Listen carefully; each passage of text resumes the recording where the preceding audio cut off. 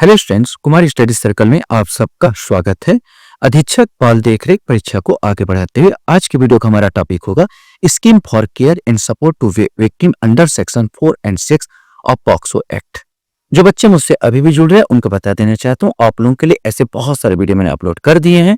अगर आप मेरे पुराने वीडियो को देखना चाहते हैं तो मेरे चैनल के प्लेलिस्ट में जाएंगे, जिसमें अधीक्षक बाल देखरेख संस्था वाला प्लेलिस्ट दबाकर सारे वीडियो को देख सकते हैं। तो चलिए देर न करते हुए एक एक क्वेश्चन के यहाँ पर सॉल्व करने की कोशिश करते हैं। पोक्सो अधिनियम की धारा 4(6) के तहत पीड़ित बच्चों की देखभाल और सहायता के लिए भारत सरकार महिला एवं बाल विकास मंत्रालय द्वारा कौन सी विशेष योजना शुरू की गई है? पीड़ितों की देखभाल और सहायता हेतु योजना, आकांक्षा योजना, बच्चों की सुरक्षा योजना, न्याय योजना या सहायता योजना। इसमें से कोई एक सही आंसर ए आएगा, पीड़ितों की देखभाल और सहायता योजना। पीड़ितों की देखभाल और सहायता हेतु योजना को किस योजना के तहत लागू किया गया है? मिशन फुलवारी, मिशन वात्सल्य, मिशन सुरक्षा या ऑपरेशन न्याय? सही आंसर भी आएगा, इसको मिशन वात्सल्य योजना के तहत इसको लागू किया गया है। क्वेश्चन है, पॉक्सो अधिनियम की धारा 4 किससे संबंधित है? ये आपको बताना है। वैसे आपने पढ़ा होगा सब चीज को। यौन उत्पीड़न, प्रवेशन, लैंगिक हमला, अश्लील साहित्य या चिकित्सा परीक्षण। सही आंसर जो धारा पॉक्सो अधिनियम की धारा 4 जो कहती है प्रवेशन लैंगिक हमला से संबंधित है। धारा 6 के तहत गुरुतर प्रवेशन लैंगिक हमला या हम कह सकते हैं एग्रोवेटेड पेनेट्रेटिक सेक्सुअल असॉल्ट्स, जो इंग्लिश नाम है, के लिए न्यूनतम सजा क्या है? ये आपको बताना है। 7 वर्ष, 10 वर्ष, 20 वर्ष या आजीवन कारावास। सही आंसर धारा 6 के तहत गुरुतर प्रवेशन लैंगिक हमला के लिए अभी 20 वर्ष, न्यूनतम 20 वर्ष सजा कर दी गई है, तो सही आंसर इसका सी आएगा। क्वेश्चन यहां पर आता है, क्वेश्चन कुछ इस प्रकार का है जिसको आपको देखना है। यौन अपराधों से बच्चों के संरक्षण POCS अधिनियम 2012 की धारा 4 और 6 के तहत पीड़ितों की देखभाल और सहायता के लिए योजना का प्राथमिक उद्देश्य क्या है? यह आपको बताना है। नाबालिग गर्भवती कन्याओं को एक ही छत के नीचे एकीकृत सहायता और समर्थन प्रदान करना, नाबालिग गर्भवती कन्याओं को दीर्घकालिक पुनर्वास के लिए आपातकालीन और गैर आपातकालीन दोनों प्रकार की सेवाओं तक तत्काल पहुंच को सुगम बनाना, या अपराधियों का पता लगाना और उसे दंडित करना। इसमें से आपको बताना था। मैं थोड़ा सा ऊपर ले रहा हूं तो ये आपका ऑप्शन है, तो इसमें से आपको बताना है कि कौन सा इसमें ऑप्शन सही है। तो सही आंसर इसका 1 और 2 बिल्कुल सही है। इसका जो उद्देश्य यही है, लेकिन अपराधियों को पता लगाना, इसे दंडित करना, ये भाई न्यायालय का काम है। अधिनियम के इसके अंतर्गत जो बना है इसका काम नहीं, न्यायालय का काम है, इसका काम नहीं है ये चीजों में। तो 1 और 2 माने बी वाला आंसर इसका सही आएगा। केवल 1 और 2, पांचवें का आंसर बी आएगा। केवल 1 और 2 इसमें सही है। क्वेश्चन है, महिला एवं बाल विकास मंत्रालय ने यौन अपराधों से बच्चों के संरक्षण POCSO अधिनियम 2012 की धारा 4 और 6 के तहत पीड़ितों की देखभाल और सहायता के लिए योजना जो ये बनाया है इन्होंने, पीड़ितों की सहायता, इसकी योजना का नाम ही है पीड़ितों की देखभाल और सहायता के लिए योजना, को कब अधिसूचित किया था ये आपको बताना है। जनवरी 2021, अक्टूबर 2022, नवंबर 2023 या अगस्त 2024। इसमें से आपको बताना है। सही आंसर सी आएगा, नवंबर 2023 को इसको अधिसूचित किया गया था। पीड़ितों के लिए सहायता योजना मुख्य रूप से किस आयु वर्ग के लिए है? 14 वर्ष से कम, 18 वर्ष से कम, 21 वर्ष से कम और 12 वर्ष से कम। माने ये जो बनाया गया है ये 18 वर्ष से कम, माने 18 वर्ष की आयु पूरी न की हो उन बच्चियों के लिए है। तो अब यहां पर बी वाला आंसर 18 वर्ष से कम ये आएगा। क्वेश्चन यहां पर आता है, POCSO अधिनियम 2012 के तहत दर्ज की गई 18 वर्ष से कम उम्र की गर्भवती लड़की के प्रत्येक मामले में मिशन वात्सल्य में निर्धारित प्रावधान के अनुसार 21 वर्ष की आयु तक कितने रुपए प्रारंभिक भुगतान दिया जाएगा? देखो यहां पर समझने की कोशिश करना। मैं क्वेश्चन पूछ रहा हूं, प्रारंभिक भुगतान कितना दिया जाएगा?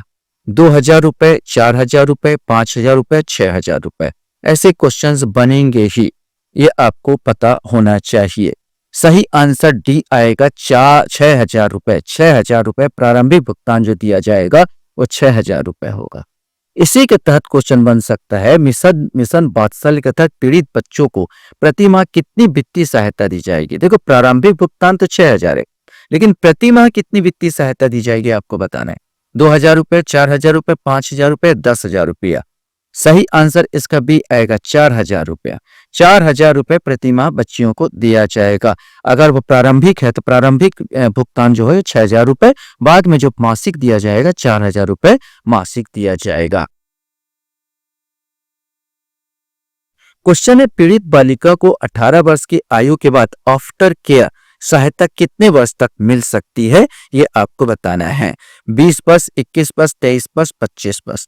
देखो अधिकतम इसमें पद वैसे तो 21 वर्ष है, लेकिन अधिकतम जो बढ़ाया जाता है वो 23 वर्ष तक। तो यहाँ पर सी वाला आंसर आ जाएगा, 23 वर्ष तक उसको दी जा सकती है। इस योजना के तहत जिला स्तर पर फंड का उपयोग करने का अधिकार किसके पास है? पुलिस अधीक्षक, जिला मजिस्ट्रेट या कलेक्टर, सिविल सर्जन या स्कूल प्रिंसिपल, इसमें से कोई एक आएगा।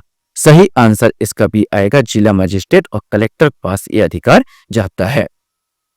क्वेश्चन है, यदि पीड़ित बच्चा 12 वर्ष से कम आयु का है तो चिकित्सा परीक्षण के लिए सहमति कौन देगा, ये आपको बताना है। पुलिस, माता पिता, बाल कल्याण समिति या विशेष न्यायालय, इसमें से कोई एक आएगा। सही आंसर इसका सी आएगा। इसका जो अनुमति देगा बाल कल्याण समिति द्वारा अनुमति लेना होगा, ये सहमति देगा। क्वेश्चन हमारे सामने है, गर्भवती पीड़ित बालिकाओं के लिए किस योजना के तहत स्वास्थ्य लाभ दिए जाते हैं, इसमें से आपको बताना है। जननी सुरक्षा योजना, पीएम मातृ वंदना योजना, ए बी दोनों, ये आयुष्मान भारत। सही आंसर दोनों आएगा, जननी सुरक्षा योजना और पीएम मातृ वंदना योजना, दोनों के तहत स्वास्थ्य लाभ दिया जाता है। सी आंसर इसका आएगा, ए बी दोनों। धारा 4 के तहत अपराध के लिए अधिकतम सजा क्या हो सकती है? यहां पर आपको बताना है कि अधिकतम सजा की बात किया गया कि अधिकतम सजा क्या हो सकती है। 10 वर्ष, आजीवन कारावास, मृत्युदंड या 20 वर्ष। तो धारा 4 के तहत अपराध के अधिकतम सजा आजीवन कारावास, याद रखेंगे, आजीवन कारावास तक हो सकती है। क्वेश्चन है, पीड़ित बच्चे का बयान कहां दर्ज किया जाना चाहिए? ये सब आप पॉक्सो एक्ट में पढ़ चुके होंगे। केवल पुलिस स्टेशन में, बच्चे के निवास पर या उसकी पसंद की जगह पर, केवल कोर्ट में या जेल में? सही आंसर कॉमन क्वेश्चन हो जाएगा ये, बच्चे के निवास पर या उसकी पसंद की जगह पर। विशेष न्यायालय का संज्ञान लेने के कितने समय के भीतर सुनवाई पूरी करनी चाहिए? 6 महीना, 1 वर्ष, 2 वर्ष, या कोई समय सीमा नहीं, इसमें आपको बताना है। सही आंसर विशेष न्यायालय का संज्ञान लेने के कितने समय के भीतर? 1 वर्ष के भीतर उसको सुनवाई करना चाहिए, जितना जल्दी हो जाए। क्वेश्चन है, पीड़ित को आपातकालीन सहायता प्रदान करने की जिम्मेदारी किसकी है? ये आपको बताना है। केवल माता पिता की, पुलिस और CWC की, पड़ोसियों की, एक केंद्र सरकार की, इसमें से आपको बताना है। सही आंसर बी आएगा, पुलिस और बाल केंद्र सहायता जो होता है CWC, इसको यह चाहता है। तो बी वाला आंसर 17 का जो आंसर आपका आएगा ये आपका बी होगा। क्वेश्चंस यहां पर आता है, पीड़ित बच्चे की पहचान उजागर करने पर कितनी सजा का प्रावधान है? ये आपको बताना है। 3 महीने, 6 महीने से 1 वर्ष, 2 वर्ष, केवल जुर्माना, इसमें से कोई एक आएगा। सही आंसर बी आएगा, पीड़ित बच्चे का पहचान उजागर करेंगे तो 6 महीने से 1 वर्ष तक का जुर्माना हो सकता है।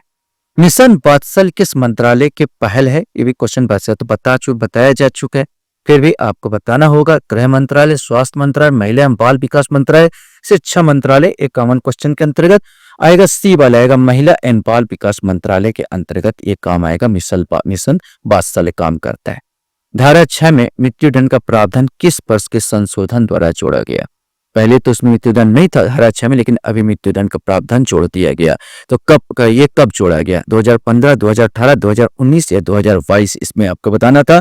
सही आंसर सी आएगा, 2019 के प्रावधान के तहत इसमें मृत्युदंड का प्रावधान दे दिया गया धारा 6 में, अधिकतम सजा के तहत। क्वेश्चन है, गैर संस्थागत देखभाल के लिए 4,000 की राशि किस उम्र तक दी जा सकती है? ये आपको बताया जा सकता है। देखो अधिकतम ही इसमें लगाना है, वैसे भी कॉमन क्वेश्चंस आपको तो अधिकतम तो पहले ही पता है 23 वर्ष तक रखते हैं, तो 4,000 की राशि अधिकतम 23 वर्ष तक दिया जा सकता है। धारा 4 और धारा 6 के मामले में अंतरिम मुआवजा कौन तय करता है?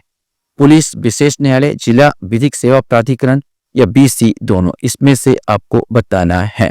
सही आंसर ये डी ही आ जाएगा। बी सी दोनों विशेष न्यायालय अब जिला विधिक सेवा प्राधिकरण दोनों मिलकर तय करते हैं, अंतरिम मुआवजा कर सकते हैं।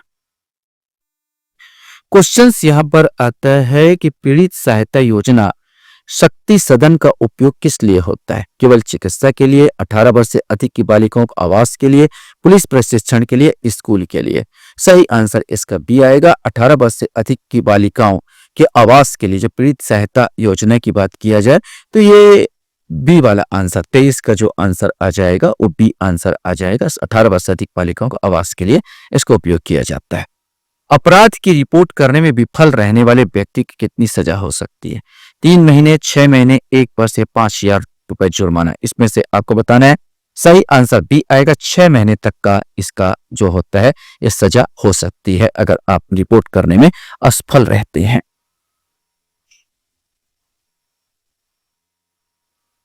क्वेश्चन है जिला बाल संरक्षण इकाई DCPU का कार्य क्या है? अपराधी को सजा देना, पीड़िता के लिए सहायता और पुनर्वास योजना लागू करना, केवल FIR लिखना, कोर्ट की कार्रवाई रोकना। अब कोर्ट की कार्रवाई तो रोकेगा नहीं है। सिंपल क्वेश्चन यहां पर पूछा गया था तो बी वाला आ जाएगा। पीड़िता के लिए सहायता और पुनर्वास योजना लागू करना। क्वेश्चन है यह योजना विशेष रूप से किस प्रकार की पीड़ितों को चुनौतियों का समाधान करने के लिए शुरू की गई है? तो ये आपको बताना है। केवल मानसिक आघात वाली पीड़िता, केवल शारीरिक चोट वाली पीड़िता, नाबालिग गर्भवती वाली पीड़िता, 18 वर्ष से अधिक आयु की महिला पीड़ित। वास्तव में यहाँ पर जो होता है ये रेप केस में जो बालिकाएं गर्भवती हो जाती है उनके लिए ये लागू किया गया था। ये तो योजना में पता होगा आपको। तो सी वाला नाबालिग गर्भवती बालिका पीड़िता जिनका एज जो है 18 वर्ष से कम है उनके लिए ये लागू किया गया था। तो 26 का आपको पता सी वाला यहाँ पर आएगा। क्वेश्चन यहाँ पर आता है कि इस योजना के लिए धन किस कोष से प्रदान किया जाता है? ये आपको बताना है। प्रधानमंत्री राष्ट्रीय राहत कोष, राज्य आपदा प्रतिक्रिया कोष, निर्भया कोष या शिक्षा कोष। सही आंसर इस प्रकार का जो कांड होता है, इस प्रकार का जो बालिकाओं के साथ अगर अपराध हुआ तो जो पैसा जो धन को मुहैया कराया जाता है निर्भया कोष बनाया गया है। निर्भया हत्याकांड से संबंधित ये उससे ये रिलेटेड है, माने ये कोष इस पर बनाया जाए जिससे धन को आवंटित किया जाता है। क्वेश्चन हमारे सामने यहाँ पर आता है योजना के तहत लड़की और उसके नवजात शिशु को प्रति वर्ष कितने लाख रुपए का स्वास्थ्य बीमा कवर प्रदान किया जाता है? ये आपको बताना है। मान लीजिए उनका शिशु होता है, नवजात माने गर्भवती हो जाती है बच्ची और शिशु होता है तो उनको कितने लाख का बीमा इसमें कवर प्रदान करता है? 1 लाख स्वास्थ्य बीमा, 2 लाख, 4 लाख या 5 लाख, इसमें से आपको बताना है। सही आंसर इसका डी आएगा। 5 लाख का स्वास्थ्य बीमा इसमें कवर करता है। क्वेश्चन यहां पर आता है इस योजना के प्रभावी कार्यान्वयन में एक प्रमुख चुनौती क्या है? ये आपको बताना है कि इस योजना के कार्यान्वयन में क्या चुनौती है। वैसे इसको नाम को लेकर भी चुनौतियां हैं। इसके बाद एक और चुनौती मैं आपको बता दूं कि इसमें जैसे गर्भवती बच्ची है, इसके अबॉर्शन करा दिया गया तो इसके बाद उसका क्या होगा? उसको पुनर्वास में रखा जाएगा, उसे 4,000 रुपये मिलता रहेगा, ऐसा कोई बताया ही नहीं गया। तो ये कुछ चुनौतियां भी आपके सामने आता है, लेकिन इसमें से आपको छांटना है। पर्याप्त धन की कमी, योजना के लाभों को सभी योग्य पीड़ितों तक पहुंचने में चुनौतियां, पुलिस की उदासीनता, पीड़ितों का सहयोग न करना। यहाँ पर सबसे बड़ी जो चुनौती यहाँ पर ये आ जाती भी योजना के लाभों को सभी योग्य पीड़ितों तक पहुंचाने में चुनौतियां यहाँ पर सामना करना पड़ता है और भी बहुत सारी चुनौतियां यहाँ पर आता है। योजना का संबंध किस अधिकार से जुड़ा हुआ है? Last question, common question. सूचना का अधिकार, जीवन और गरिमा का अधिकार, संपत्ति का अधिकार, मतदान का अधिकार। तो इस कॉमन क्वेश्चन था जीवन और गरिमा का अधिकार। आशा करता हूं ये वीडियो आपको अच्छा लगा होगा। आपने मेरे वीडियो को वॉच करते इसलिए धन्यवाद। Thank you very much.